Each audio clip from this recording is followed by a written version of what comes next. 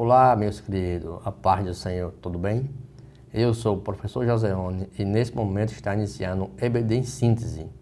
Este programa ele é de inteira responsabilidade do Departamento de Ensino, da Superintendência Geral da Igreja Evangélica Assembleia de Deus em Mossoró.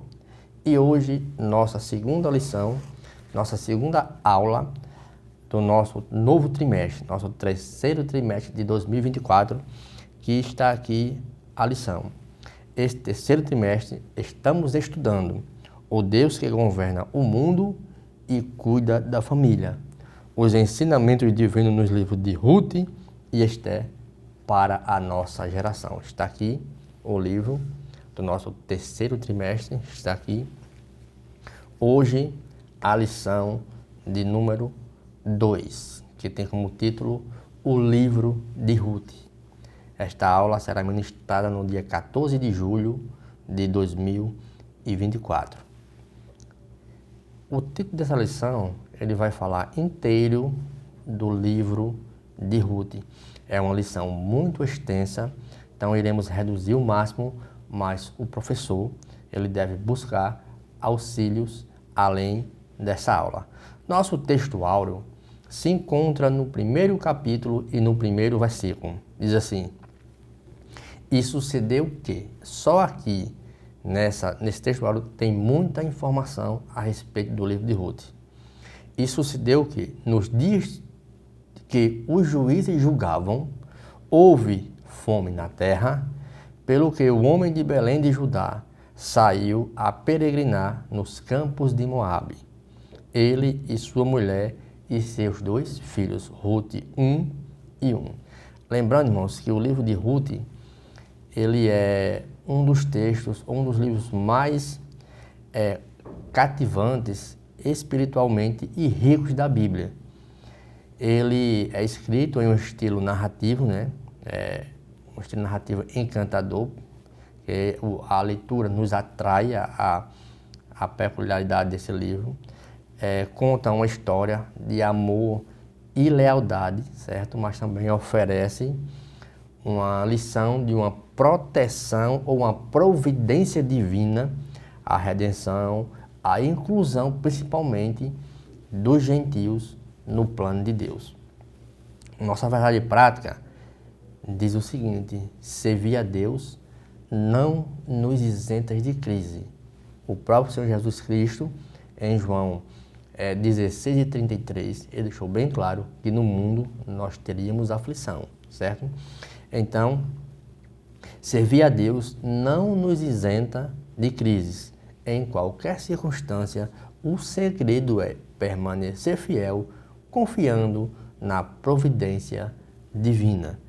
Sabemos que, por meio da fidelidade de Ruth, Deus mandou a providência tanto para ela como para sua nora, sua sogra, aliás, Noemi, né? E aí foi transformada ali em geral, onde Deus nunca abandona os seus. Nossa leitura bíblica em classe se encontra em Ruth, capítulo 1, versículos do 1 ao 5, certo? E nossos objetivos, nosso primeiro bloco é fazer análise da organização do livro de Ruth, remontar o contexto histórico do livro de Ruth e apresentar o propósito, certo? E a mensagem do livro de Ruth. Nossa palavra-chave é providência. Logo na introdução, o autor ele destaca logo, diz que o livro ele é uma beleza literária. De fato, né? É uma joia literária que transcende o tempo, certo? E nos presenteia com uma narrativa inspiradora, isso para os nossos dias de hoje, com amor, amizade, fé, redenção. É uma história totalmente comovente. É uma história de Ruth, como a gente pode dizer, a jornada de Ruth, uma mulher moabita que se casa com um israelita e após a morte do marido, certo? E dos sogros, né? Aliás, do sogro, decide seguir viagem com sua sogra Noemi de volta à terra natal, que era Judá, casa do pão, né? E lá ela enfrenta muitos desafios, certo? E tem muitos momentos emocionantes nesse livro. Sua fidelidade inabalável a Noemi, mesmo diante das incertezas, das dificuldades, demonstra força de caráter e uma profundidade de uma amizade que é profunda até o ponto de não saber para onde iria.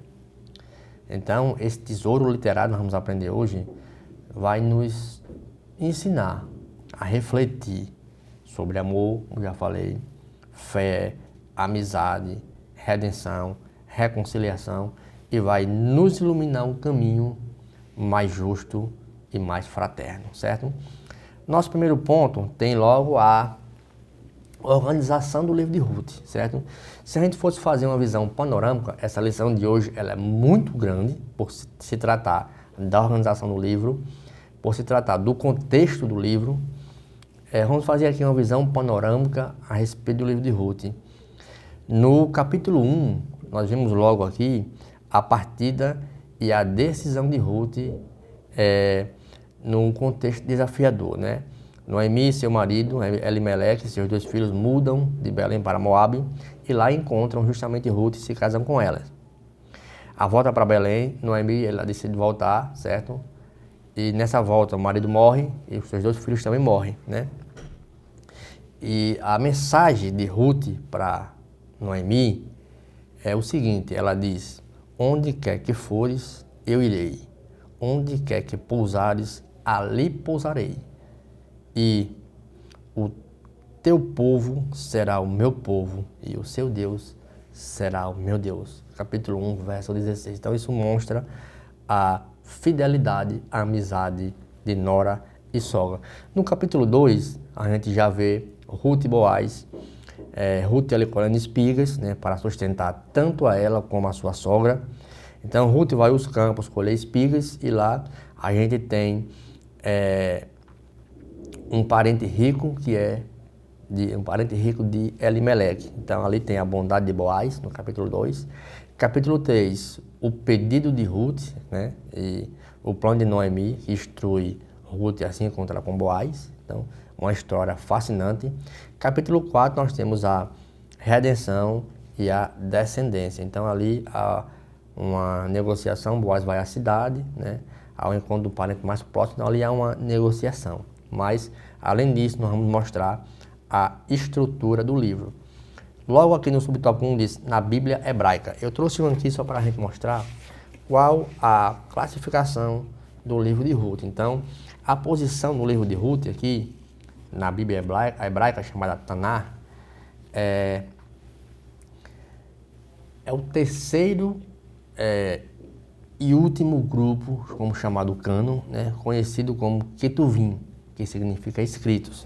Se nós abrirmos aqui, nas nossas Bíblias, ela está logo no começo e aqui está quase no final, que inicia com Salmos, e o livro de Ruth vem logo após Cântico dos Cânticos, então é chamado de escritos.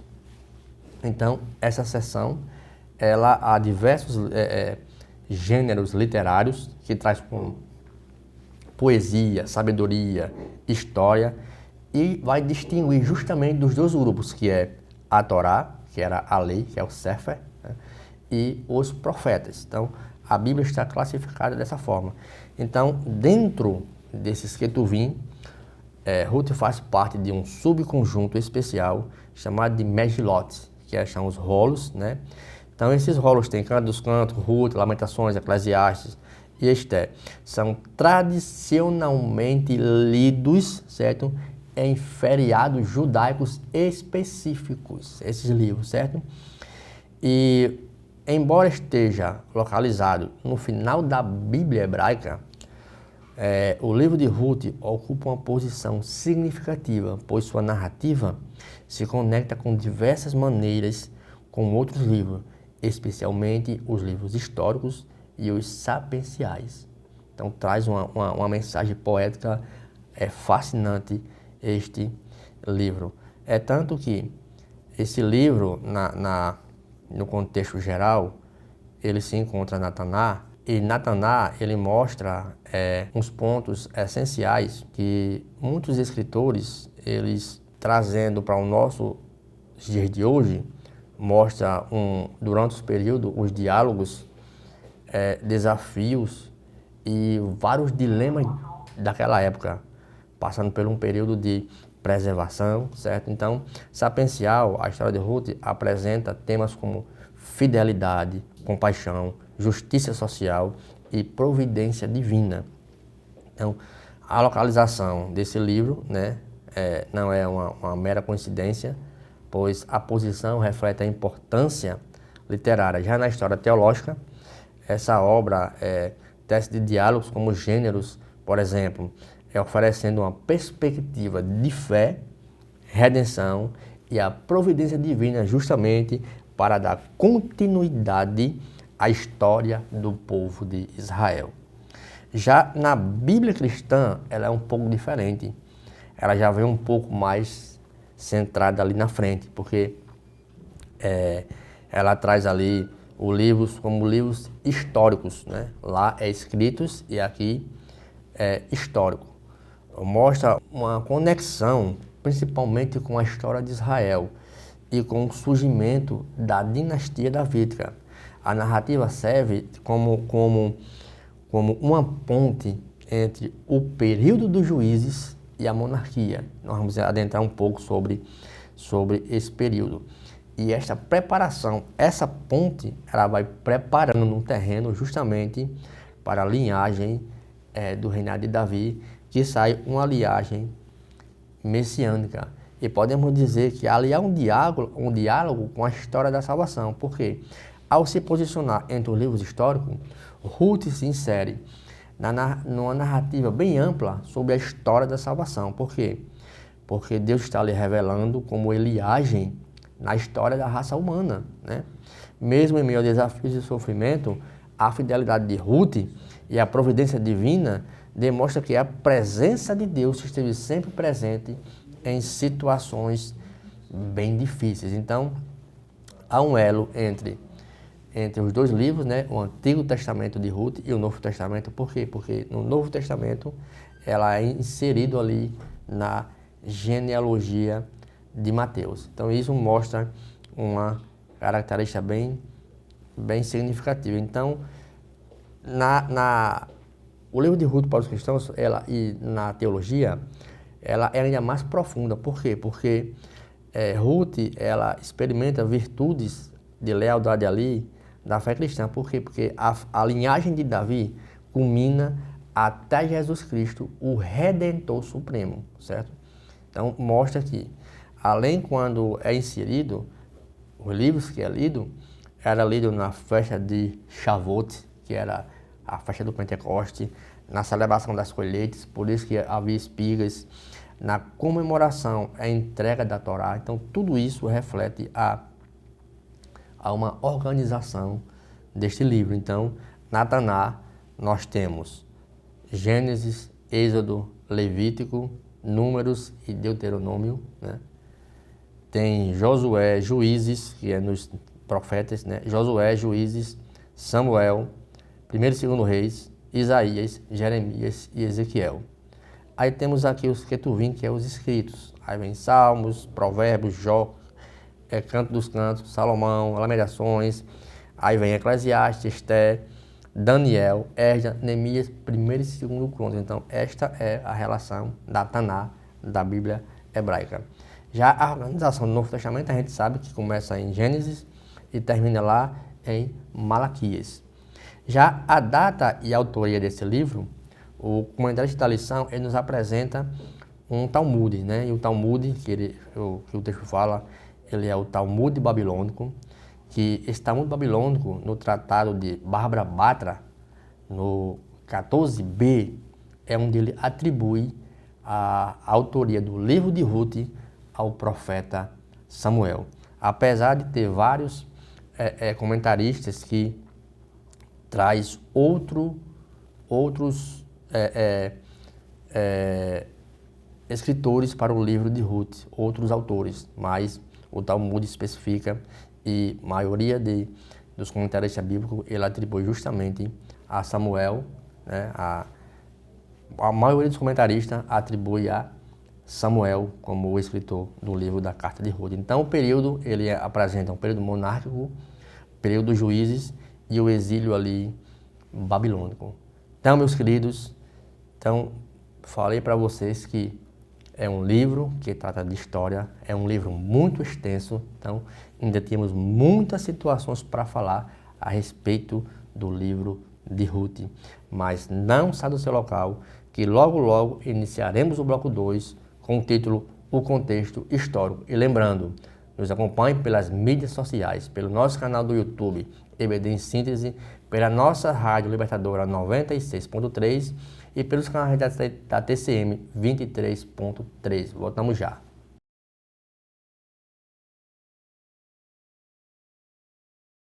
Olá, meus queridos, estamos de volta agora para o nosso bloco 2, que tem aqui o tema No Tempo dos Juízes. Nós vimos logo que dos juízes, com o fato que é narrado, sabemos que ocorre 3 gerações, Davi, juízes, né?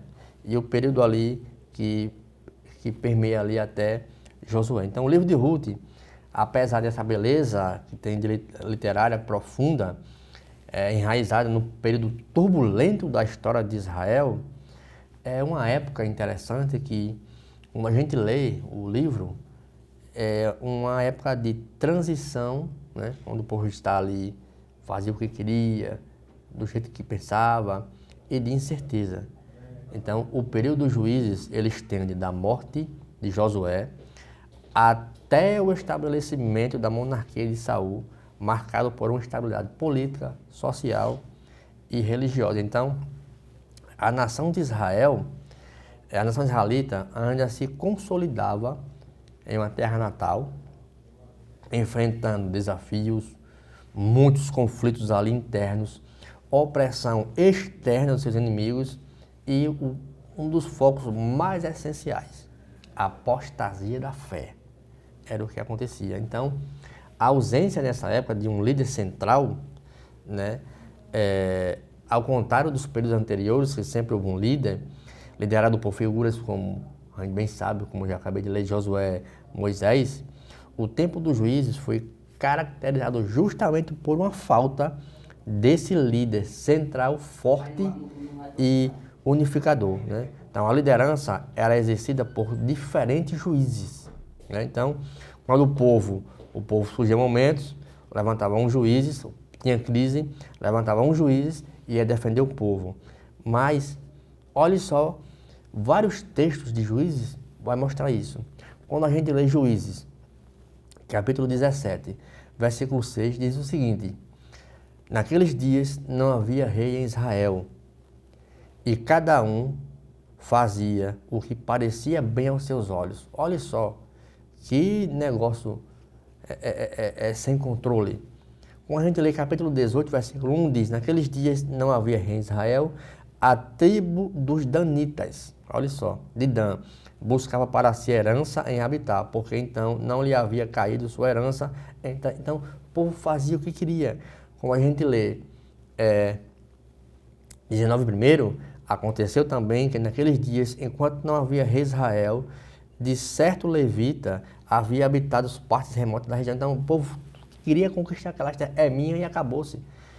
Quando a gente lê 21 e 25, aí fica mais pior a situação. Diz: o povo fazia o que achava reto. Então o povo tomava.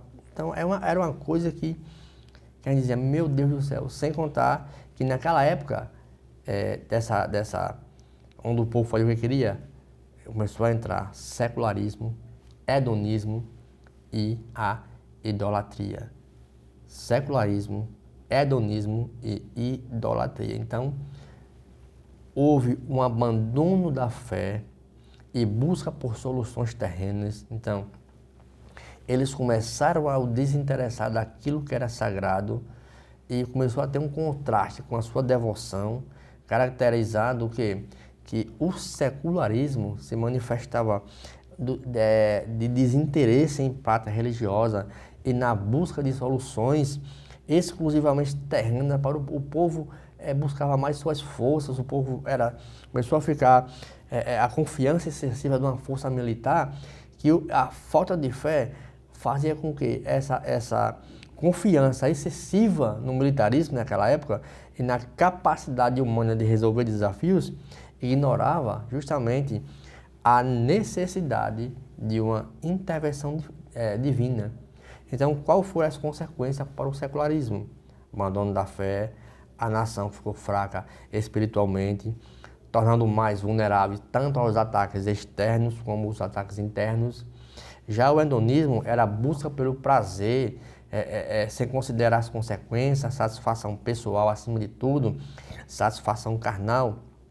Então o hedonismo se manifestava na busca desenfreada pelo prazer individual. Então isso mostra um declínio nessa busca pelo prazer.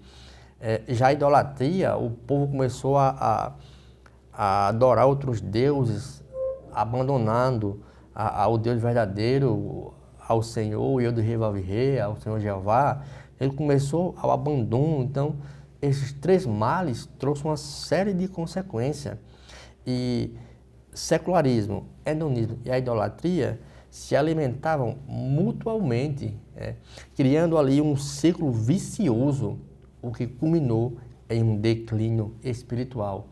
A falta de fé levava ao hedonismo, à idolatria, que por sua vez reforçava ainda o secularismo e a descrença em um Deus criador de todas as coisas.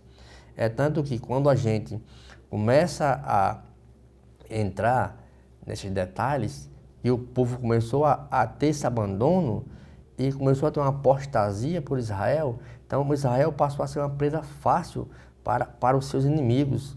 É tanto que, olha só o que isso levou, quando a gente lê Juízes capítulo 2, versículo 11, diz assim: os filhos de Israel tornou a fazer o que era mal ao Senhor, esquecendo-se do Deus verdadeiro.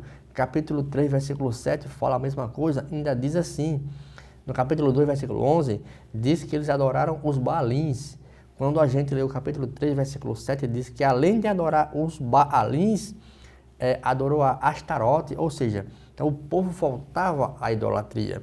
No capítulo 4, versículo 1, os filhos de Israel tornaram a fazer o que era mal ao Senhor, depois da morte de Eude, quando o Eude livra o povo daquela opressão. Quando Eude morre, que foi um juiz, o povo voltou a fazer novamente o que fazia antes. Então o declínio espiritual foi totalmente. Capítulo 6, verso 1, mas os filhos de Israel fizeram o que era mal aos olhos do Senhor, e o Senhor entregou na mão de Midian, por 7 anos. Então o povo foi oprimido externamente, internamente, por 7 anos. Quando a gente lê aqui, capítulo 13, versículo 1, diz que o povo foi oprimido pelos filisteus por 40 anos. Então esse declínio espiritual teve a opressão ali, a Suzã, teve a opressão no capítulo 3, teve a opressão no capítulo 4, opressão no capítulo 6. Então, aí levanta-se homens como Otoniel, Baraque, Gideão, mas mesmo assim ainda houve um declínio espiritual.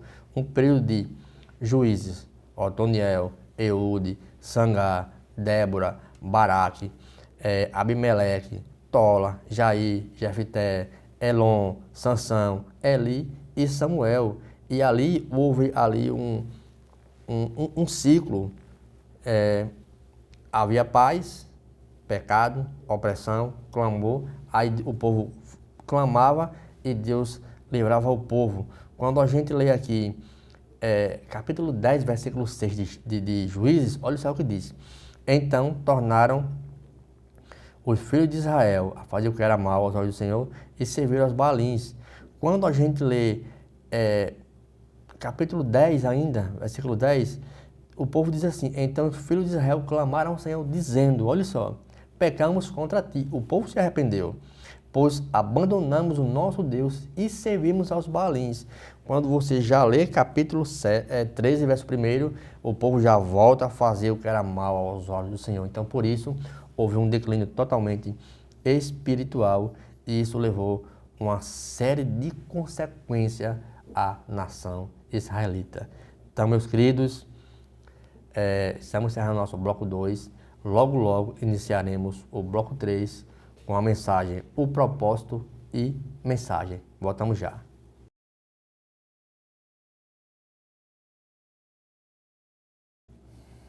Olá, meus queridos, estamos de volta agora para o nosso final, o bloco 3, com o tema propósito e mensagem. Nosso subtópico 1 diz o cetro de Judá, né? É uma expressão lá de Gênesis capítulo 49, diz que o cetro não se arredará de Judá. É interessante que o cetro é um símbolo profético poderoso, certo? Que permeia ali de Gênesis, das origens, até o período da monarquia, né? Que aquele significado histórico de que o cetro de Judá emerge lá de Jacó, registrado lá em Gênesis 49, onde ele declara justamente. Então, era um comando ali da sua descendência, que até quem venha, a quem pertencesse aquela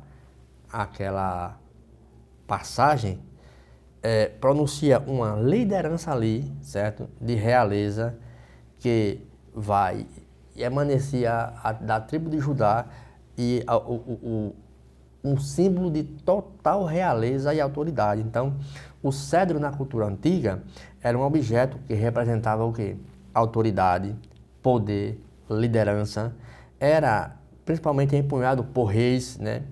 Como um símbolo de seu governo. Então, tudo aquilo ali era o povo tomar decisão. Então, o cedro era justamente isso, nessa cultura antiga, onde o povo tinha autoridade. Então, por isso que diz, olha, lá de Jacó, o cedro jamais se arredará de Judá. Vai sair de Jacó e vai até o rei Davi. Do rei Davi passa até o Senhor Jesus Cristo de Nazaré. Então, esse cedro,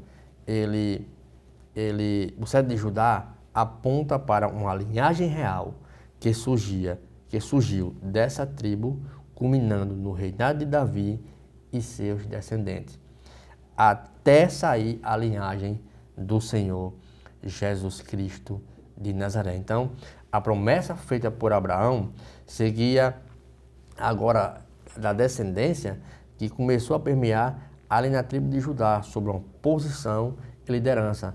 Embora Rubem, naquela época ali do cedro na realidade de Judá, fosse o primogênito ali, né? Mas infelizmente ele desonra essa feito de primogenitura, né?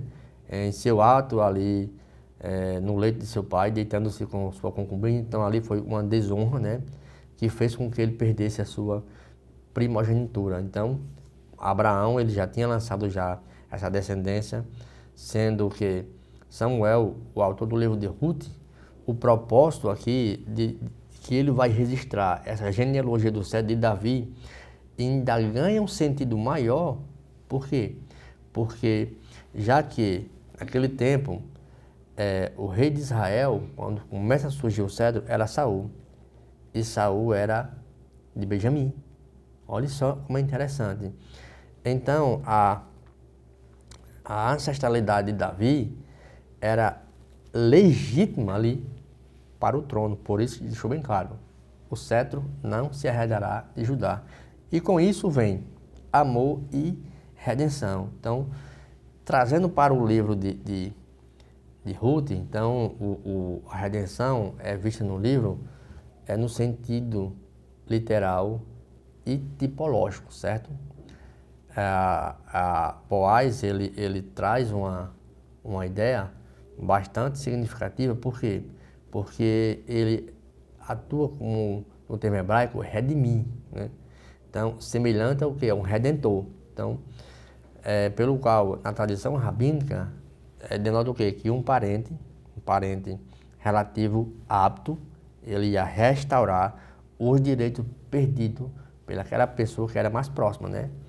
Então, nesse caso aqui, resgata Ruth e Noemi da desolação, garantindo-lhe segurança e um futuro. Por isso que o texto fala de amor e redenção. Então, este ato de redenção, além de ser literal naquela época, é uma poderosa imagem, certo? Trazida para a redenção espirituada, ou seja, espiritual, realizada por quem? Por nosso Senhor e Salvador Jesus Cristo. Boaz, em sua disposição de redimir Ruth, reflete a obra que Cristo resgata, redimiu toda a humanidade da morte e do pecado. Olha só que gênero literário traz pra gente. Então, assim, a história de Ruth e Boaz se torna olha só, uma antecipação da obra redentora de Cristo, unindo judeus e gentios em um só corpo, que é o quê? A fé. Então, a figura de Boaz ali, como redentor, ela prefigura, certo? A Cristo, certo? Destacando a graça e a redenção oferecida por Deus ali, no caso de Ruth. E nesse propósito, ele traz um ato de fidelidade ao livro de Ruth, e esse ato de fidelidade, ele mostra um exemplo inabalável, certo? Por exemplo, um encontro providencial ali, de uma mulher virtuosa, traz uma fidelidade altruísta em meio a uma turbulência daquele período dos juízes, onde, eu já falei aqui no segundo bloco, onde 13 juízes, uma crise gigantesca, certo? Marcada por violência, idolatria, instabilidade social. Então, a história destaca justamente essa esperança e compaixão. Então, isso mostra que uma jovem moabita que não pertencia a um povo, demonstra uma fidelidade inabalável à sua sogra. Após a morte de seu marido e seus 2 filhos, mesmo diante de uma perspectiva de retornar à terra natal, não dela, mas da sua sogra, e recomeçar uma vida sem saber nada e nem optar, dizer que não ia ou sugerir outros caminhos. Pelo contrário, ela permanece ao lado, demonstrando um amor e cuidados especiais com sua sogra. Por isso que nós dizemos que é um ato de amor altruísta inesperado, certo? Então, em Belém, na terra natal de Noemi, Ruth se depara com o quê? Além de ter crise lá em Moabe, pobreza, dificuldade, primeiro ponto, de encontrar sustento. Com perseverança, humildade, ela se dedica a fazer o quê? A coletar espigas nos campos de Boaz, que um rico homem de terra, certo? E ao invés de buscar apenas o seu próprio bem-estar, Ruth demonstra o quê? Preocupação com a situação de Noemi, principalmente em garantir o sustento para ambas. Que lição essa lição nos traz? Então, a atitude dessa mulher virtuosa chama o quê? A atenção de quem? De Boaz, que admira porque sua ética de trabalho, humildade e integridade. Então Boaz, movido por sua bondade, né, e compaixão, decide fazer o quê? Ajudá-la. Aí nós vemos a provisão divina, né? Fornecendo alimento e proteção. Então, é um amor que transcende barreiras. Com o tempo, sentimento e amor mútuo, né? Boaz sente entre Ruth e Boaz. Então, esse amor enfrenta desafios, né? Pois Ruth é moabita, considerada inferior pelos israelitas da época, apesar dos obstáculos. Então, a força do amor, da fidelidade de Ruth e Boaz superou barreiras, tanto sociais como culturais. Então, a união dos dois culminou o quê? O nascimento de Obed, avô do rei Davi. Então, Ruth era bisavó do rei Davi. Então, essa união simboliza a possibilidade de uma reconciliação entre diferentes povos, cultura, que o amor e compaixão, ela transcende ali todas as diferenças. O livro de Ruth nos oferece essa inspiradora mensagem de fidelidade, altruísta, amor e esperança. Então, meus queridos, chegamos ao final desse livro, que é um tesouro literário, certo? Que nos convida a refletir sobre o poder do amor, da fé e da redenção. A mensagem de Ruth, ela é atemporal, continua a inspirar e tocar corações em todo mundo. Vemos que é uma mensagem rica, que oferece um vislumbre de esperança em meio a um mundo em trevas. Mostra que somos capazes de amar, ter fé para ganharmos nossa redenção. Então, meus queridos, obrigado pelo tempo, pela paciência. Lembrando que esta aula e nenhuma outra substitui a aula presenciais ao domingo.